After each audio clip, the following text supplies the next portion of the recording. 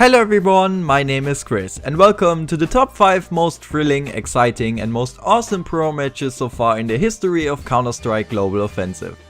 The matches listed here are in no particular order and were picked by me and through opinions and suggestions on Reddit.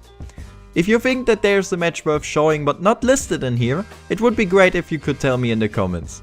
So without further ado, let's start with the video. ESL 1 Cologne 2015. The semi-final between Fnatic and virtus.pro. So the first out of the 5 matches I have picked is one of the recent ones. At ESL 1 Cologne 2015, Fnatic had to face virtus.pro in the semi-finals, who had beaten NIP's major final streak. Judging by the condition of Team virtus.pro, we were prepared to see a huge and intense match. Kind of unexpected, virtus.pro took home the first map easily with a 16-6 scoreline and with Pasha being the most deadly player on the Polish side. The crowd inside the LANXESS arena was also in favor for the Polish team and their support was huge. Coming into the second map, it was a do or die situation for Fnatic. They had to win this map. Unfortunately for Fnatic, virtus.pro continued with outstanding performances. At a score of 13-9 and virtus.pro winning 6 rounds in a row, Fnatic really seemed helpless and called for a timeout. This timeout seemed to get Fnatic the needed mental energy to come back, and so they won crucial rounds and took it back to 13-13. Coming into the last rounds, virtus.pro took a timeout as well and won the round after. However, even though it was a back and forth of individual skills, Fnatic won the match 16-14 under circumstances with a huge pressure. I saw this match live in the LANXESS arena and I can say that this was one of the most intensive matches I have ever seen. Ninjas in Pyjamas vs VeryGames at ESEA Invite Europe. In 2013, while being on the biggest winning streak in the history of Counter-Strike Global Offensive, the Ninjas in Pyjamas had to face off their biggest opponent at that time, the French side under contract with VeryGames. Starting on the CT side on DE Nuke, Team VeryGames nearly pulled off a flawless CT side and the halftime score was 13-2. Struggling to get into the game, NIP really had to put work into their CT side, so therefore they had to win the pistol round for sure. But it seemed like that VeryGames also won the pistol round since Freiburg found himself in a 1v2 after plant situation. Luckily for NIP, Freiburg clutched it with a really important nade versus Smiths, and this led the way for NIP to come back into the game. With individual skills and performances and with an exemplary way of teamwork, NIP actually won 13 rounds in a row to win the game. This match was considered to be the best comeback in the history of Counter-Strike Global Offensive, and for many esports fans out there it still is.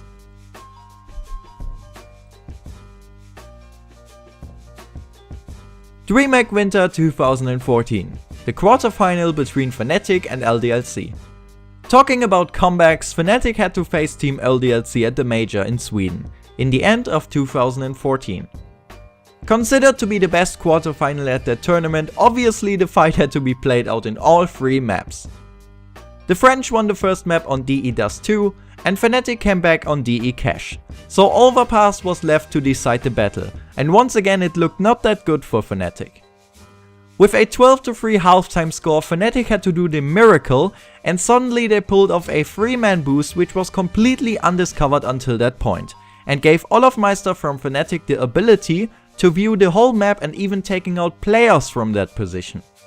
Unfortunately for LDLC, they didn't discover Olofmeister's position until the late end of the game, and due to these circumstances LDLC couldn't find a way to beat Fnatic's advantage through their boost and lost the game because of Fnatic winning 13 straight rounds. After the match, this boost was considered to be illegal and the main factor why Fnatic pulled off the comeback. So the map normally had to be replayed, but Fnatic refused to play the match again, and LDLC went through to the semifinals instead of Fnatic. Even though that this match is kind of controversial in many points, it is really interesting to watch.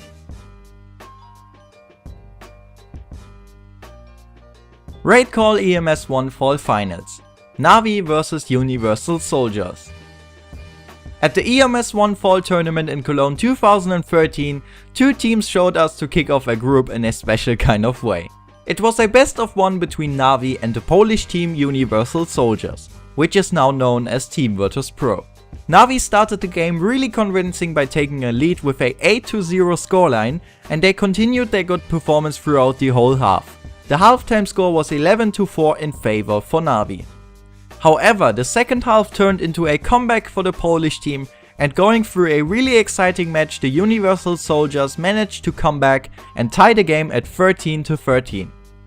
It was a back and forth between the two teams, and through many individual performances, both teams had to battle out the match in overtime. But not just one overtime, guys, no, 3 overtimes were needed to pick a winner. In the end, Na'Vi decided the game with a scoreline of 31-28.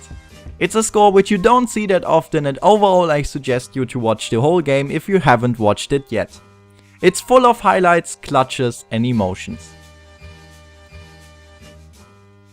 Honorable mention: MLG Columbus 2016, the semi-final between Luminosity and Team Liquid. So 2 weeks ago at the 8th Valve sponsored major, the American team called Team Liquid faced the Brazilians Luminosity in the semi-finals of the tournament. This match is considered to be the biggest choke in the Counter-Strike history.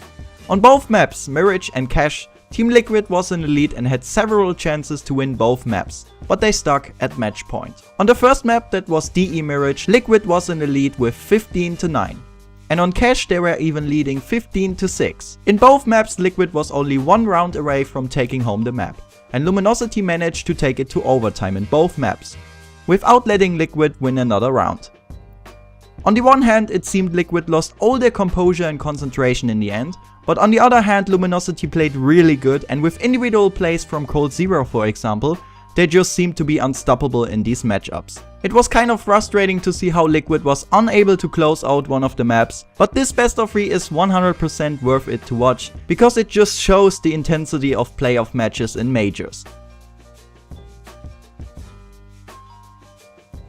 Intel Extreme Masters Katowice 2016, the semi-final between Luminosity and Na'Vi. Coming to our last match in this list, guys, Luminosity faced Na'Vi in the semi-finals of Intel Extreme Masters in Poland, and I can't find words really to describe that match. It really tops the majority of amazing matches just because of how much insane stuff happened there. Focusing on the first map, which was DE Overpass, it literally was a head-to-head matchup right from the beginning. Both teams in a really good shape played out an awesome game. The match on Overpass was full of aces, clutches, a thrilling comeback, Na'Vi pulling and showing off some new boosts, and team kills as well. The community and many professional players as well claiming this match to be the best in 2016 yet. It was the perfect game every esports fan could have asked for. To believe as well, Henry, because he's gone and taken flaming. Oh, Fallen! Stop blowing my mind! This is going to be absolute madness. A round that we will forget, because there goes Zeus. Saving the day for Na'Vi, but could you stop? He's actually got away with it. Zeus is out of the round. No way. So guys, that's it for today's video. I hope you enjoyed it. If you did, I would be really happy to get some feedback in the comment section, as always. Anyway, thanks for watching and have a great day.